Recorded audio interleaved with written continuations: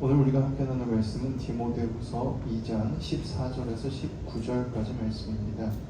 주보에도 있고 화면에도 나오니까 우리 한 목소리로 함께 읽으면 좋겠습니다. 함께 읽겠습니다. 너는 그들로 이 일을 기억하게 하여 말다툼을 하지 말라고 하나님 앞에서 엄히 명하라. 이는 유익이 하나도 없고 도리어 듣는 자들을 망하게 함이라. 너는 진리의 말씀을 옳게 분별하며 부끄러울 것이 없는 일꾼으로 인정된 자로 자신을 하나님 앞에 드리기를 힘쓰라. 망령되고 헛된 말을 버리라. 그들은 경건하지 아니함에 점점 나아가나니 그들의 말은 악성 종양이 퍼져나감 같은데 그 중에 후메네오와 빌레도가 있느니라. 진리에 관하여는 그들이 그릇되었도다. 부활이 이미 지나갔다 하므로 어떤 사람들의 믿음을 무너뜨리느냐. 그러나 하나님의 견고한 터는 섰으니 인침이 있어 일렀으되 주께서 자기 백성을 아신다 하며 또 주의 이름을 부르는 자마다 불의에서 떠날지어다 하였느니라. 아멘. 오늘 나눌 말씀의 제목은 헛된 다툼입니다. 그렇습니다. 명절도 있었고 그런데 이렇게 와주셔서 참 감사합니다. 명절 지나면 좀 이렇게 지치지 않나요? 아닌가? 나만 그런가? 여기저기서 끄덕이는 분들이 좀, 저는 명절 지나면 좀 피곤하더라고요.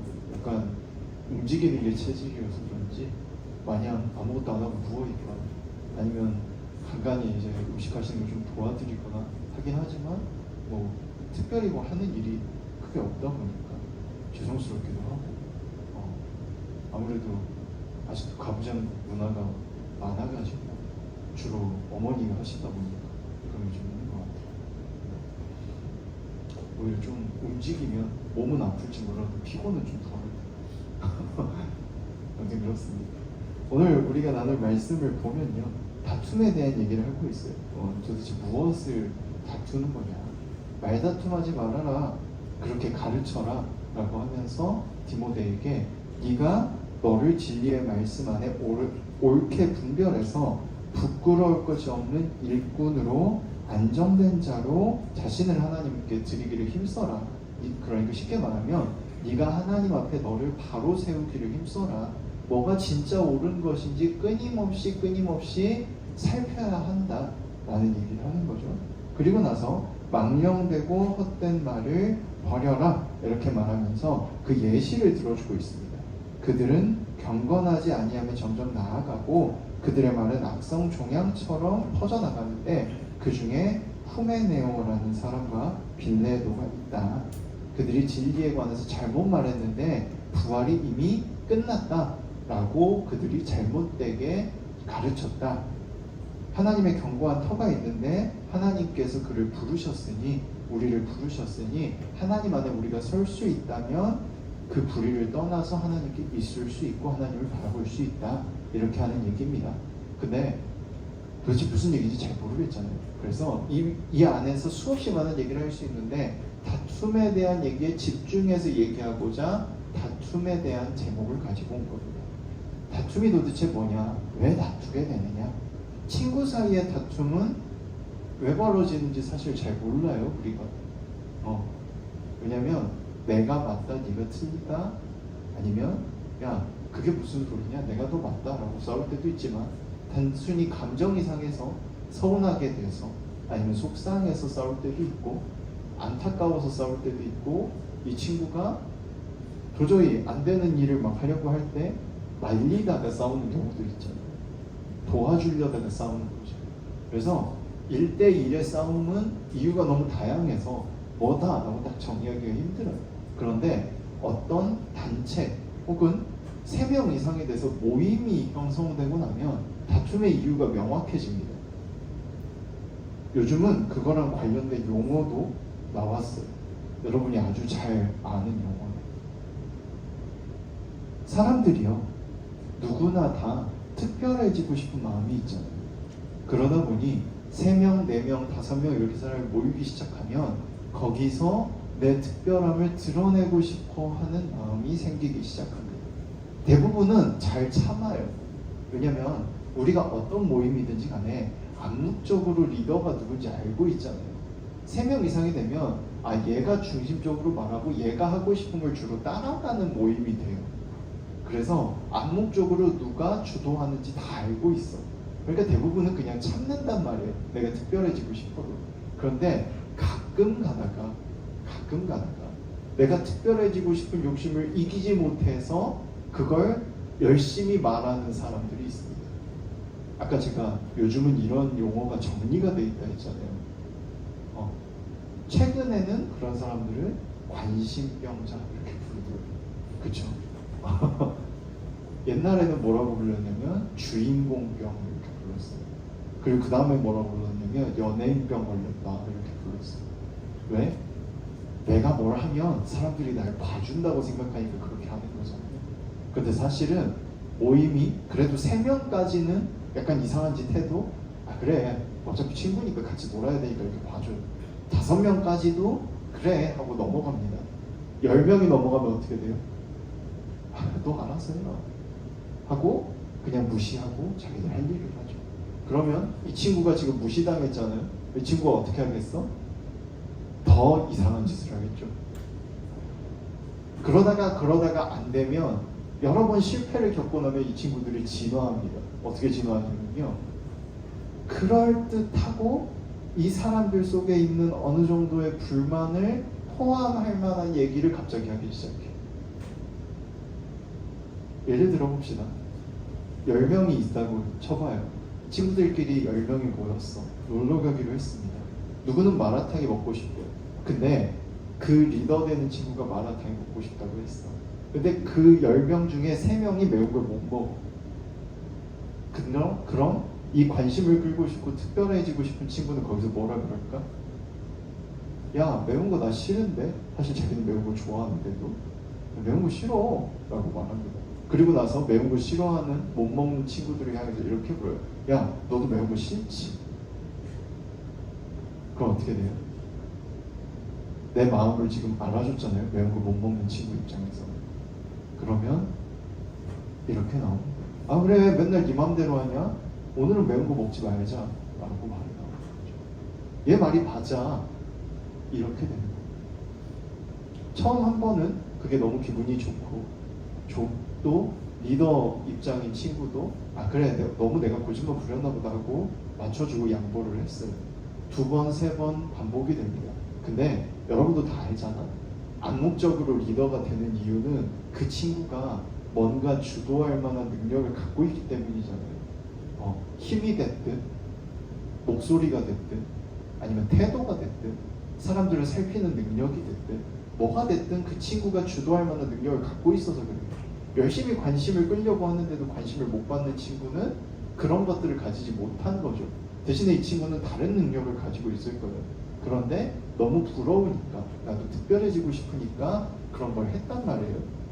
열심히 했어.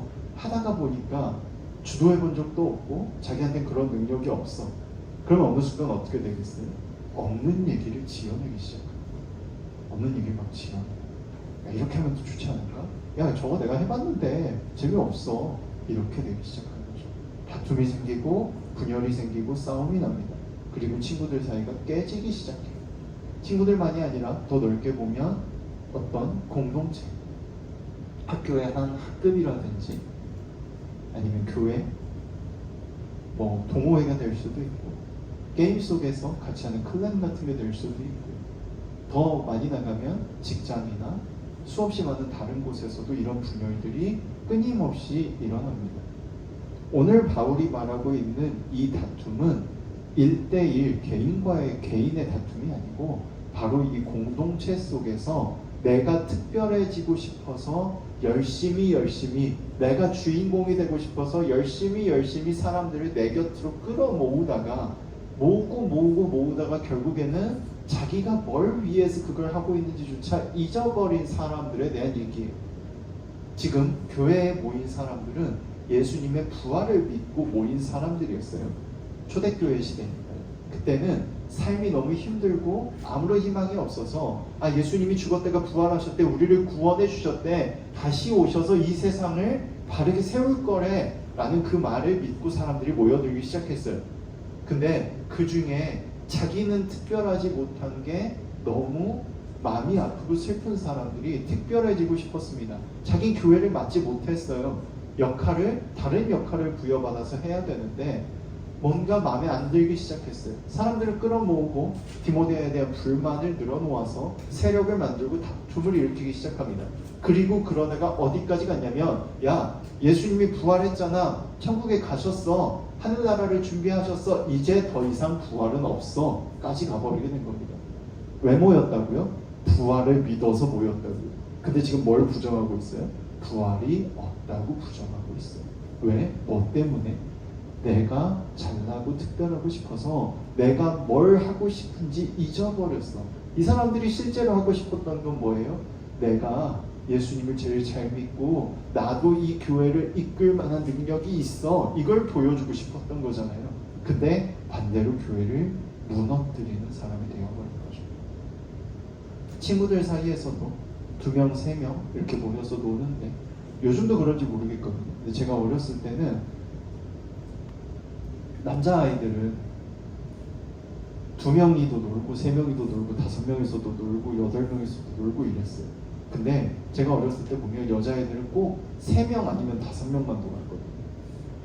3명 아니면 5명만 놀았어요. 그 중에 리더가 되는 사람이 보통 한 살이 많거나 아니면 외모가 제일 뛰어나거나 아니면 인맥이 제일 많은 사람이었거든요. 그래서 한번 물어본 적이 있었어요. 왜 맨날 3명이서 다녀? 왜 둘이 따로도 친한데 둘이 따로는 안 놀아? 그랬더니 뭐라고 했는지 알아요? 싸움 나요. 둘이 친한데 능력도 비슷하고 가진 것도 비슷하다 보니까 서로 의견이 다르면 홀수가 아니면 싸움이 나서 결론이 안 난다는 거예요. 홀수여야면 2명이 동의했을 때 그리 가. 그래서 3명이나 5명끼리 다닌다는. 요즘도 혹시 그런? 그럼 남자애들은 왜 안 그랬냐? 남자애들은 몇 명이 있든 그 중에 목소리 제일 큰 애를 무조건 따라가거든. 몇 명이 있든 상관이 없어. 목소리 제일 큰 애가 무조건 이기거든. 그러니까 남자는 숫자가 상관이 없고 여자들은 좀 더 상대방 마음을 배려하다 보니까 홀수가 됐던 거죠. 요즘도 그런지 잘 모르겠다는 거는, 요즘 제가 나이가 좀 들다 보니까 여러분들하고 잘 안 놀아서 여러분들이 어떻게 평소에 노는데 어떻게 노는지 잘 모르겠어서 그렇습니다만, 숫자가 많아지면 다툼이 생겨요. 의견이 차이가 생기고 그 중에 누군가가 욕심을 부리기 시작하면 그 관계가 완전히 박살나버리게 되는 거죠. 오늘 성경에서 말하는 것은 그 상황 속에서 너는 어떻게 할 거야? 라고 묻는 거예요. 디모데에게 바울이 말하는 거예요. 너의 중심을 잘 지켜. 네가 원래 하던 거, 하나님 앞에 바르게 사는 거, 하나님의 뜻을 따라서 교회를 이끄는 거, 사람들이 너를 떠나고 너를 손가락질하고 너 보고 잘못됐다고 할지라도 그 사람들이 하는 그 헛된 욕심에 나오는, 자기들이 무슨 말을 하는지도 모르고 인기만을 위해서 말하고 있는 그거 그냥 내버려 두고 너는 너에게 집중하고 네가 할 걸 잘하면 돼. 그러면 하나님이 알아서 해결해 주실 거예요. 왜? 사람들도 분명히 그걸 알고 있거든. 세상을 살다가 친구들과 놀다가 오해를 받을 때도 있겠죠. 다툼이 생길 때도 있겠죠. 아니면 오늘 성경에 나온 것처럼, 제가 여러분에게 말한 것처럼 누군가가 욕심을 부려서 여러분을 모함할 수도 있을 거고 물어뜯을 수도 있을 겁니다. 제 개인적인 경험 2가지만 얘기하고 마칠게요. 제가 고등학교 때 그런 소문이 돌았습니다. 쟤는 줏대가 없고 이 친구 저 친구 친하게 지내려고 다 이간질하고 다녀라는 소문이 났어요. 근데 그 소문이 왜 생겼냐면, 제가 별다른 관심이 없고 그냥 제 의견을 맨날 똑같이 한결같이 말하다 보니까 학교 전체를 휘두르고 싶어하는 친구가 있었거든요. 그 친구가 한 번은 급식 때문에, 학교 수업시간 나오는 사발통문이라고 있잖아요. 우리 학교 급식이 좀 심했거든. 이렇게 식판을 탁 내려놓으면 잡채에서 지네가 막 기어나오고, 멸치를 먹다 보면 그 멸치에 구리 선이 들어가 있고 막 이랬어요. 그 나중에 밝혀졌는데 이사장님이 급식에 들어갈 돈을 아끼셔가지고 20년이 넘는 기간 동안 1억을 넘게 횡령을 하시는 바람에 그런 일이 벌어진 건데 그 친구가 거기에 저항을 해야 된다고 서명문을 돌려서 사발통문을 써가지고 누가 주도자인지 모르게 하겠다고 해서 교무실에다가 한 달에 걸쳐서 4번 정도 투고를 했습니다. 그리고 어른들이 안 들어주니까 다 설득을 해가지고 모든 반을 주도해서 다 야자를 째고 도망갔어요. 그때는 야자가 의무였단 말이에요. 말만 자율학습. 그러니까 선생님들이 화가 났잖아요. 근데 도망 안 간 반이 하나 있었어. 우리 반이 도망 안 갔어. 애들이 도망가려고 했는데 제가 그래도 할 건 해야 되지 않아? 라고 했더니 양심에 찔리는 애들 한 10명 정도가 남아서 자율학습을 했습니다. 그래서 그 친구가 제가 꼴 보기 싫었을 거 아니에요. 그래서 저랑 그 친구랑 겹치는 친한 애들이 몇 명 있었는데 이간질을 열심히 하고 다닌 거예요. 학교 전체에 소문이 났어요. 제가 인기를 위해서 친구들에게 이래저래 이간질하고 다니고 이 사람 맞춰주고 저 사람 맞춰주고 하면서 욕을 하고 다닌다고 소문이 났어요. 친했던 친구 하나가 네가 그럴 사람이 아닌 것 같아서 내가 너한테 물어본다. 혹시 진짜 그러고 다녔냐? 라고 물어보는 거야. 네 말대로 나는 그런 적이 없다 라고 하니까 그런 소문 도는 거 알고 있냐? 그래서 알고는 있다. 왜 아무것도 안 하냐? 이렇게 물어보는 거야. 그래서 이렇게 대답했습니다. 내가 변명하면 그게 진짜가 돼버리지 않나. 그냥 나는 내가 하던 대로 하겠다. 두 번째 사건은 2014년 정도 있었던 일인데 저를 남몰래 좋아하는 친구가 있었어요. 대학교 때 일이고. 네. 근데 제가 아무랑도 별로 관심이 없고 그냥 제 할 일만 맨날 하고 헤어진 지 1년밖에 안 됐었거든요. 그 전에 사귀었던 애가. 그러니까 별로 그렇게 관심 없이 제 할 일만 하고 있었어요. 아직 슬픔에 젖어가지고. 근데 저를 남몰래 좋아하는 친구가 열심히 대시를 했는데 안 먹혀든 거예요. 그러니까 얘가 무슨 소문을 내고 다녔냐면 저 오빠는 하루에 한 번씩 여자를 받고 이런 소문을 내고 다녔어요. 그게 열심히 퍼져서 네, 저희 과만이 아니라 다른 과에까지 쭉 퍼졌어요. 다른 과에 친한 동생이 하나 있었는데 그 동생이 저한테 오빠 그런 소문 도는 거 알아? 그래서 알고는 있는데? 라고 말했어요. 그랬더니 자기가 열심히 변호를 해줬다고 막 열변을 토하더라고요. 그래서 야 놔둬라. 오죽하면 그러겠냐라고 내버려 두라고 했는데 나중에 어떻게든 오해가 풀리긴 풀렸습니다. 그때 왜 그렇게 소문이 났냐면 저희 학교는 대학교여도 미션스쿨이니까 일반 대학 체풀이라 그래서 2학년 때까지는 교회를 다니든 안 다니든 무조건 예배를 수업으로 들었어야 됐단 말이에요. 일주일에 한 번은. 근데 제가 그 예배 찬양팀 리더였어요. 그래서 한 800명 앞에서 맨날 찬양 인도를 하잖아. 2곡밖에 안 부르긴 했는데 그 모습이 멋있어 보이니까 그 소문이 더 많이 터진 거예요. 딱히 막 멋있는 사람도 아니고 잘생긴 사람도 아닌데 그렇게 소문이 나가지고 난리가 난 적이 있었는데 누군가의 모함이나 공격이 있을 수 있어요. 살다 보면. 근데 그때 만약에 제가 그런 상황에 처했을 때 적극적으로 항변하고 나서고 억울해서 막 화를 내고 그랬다면 어떻게 됐겠어요? 찔리는 게 있으니까 그래 라는 소문이 났겠죠. 근데 그냥 담담하게 제가 할 것을 집중하고 내버려뒀더니 오해할 사람들은 오해했겠지만 대부분의 사람들은 오해를 풀고 오히려 그 사람들이 그 소문이 어디서 시작됐는지 어떻게 됐는지 저한테 알려주더라고요. 그 얘기를 듣고 저는 뭐 했게요? 그냥 그대로 제 할 일만 했어요.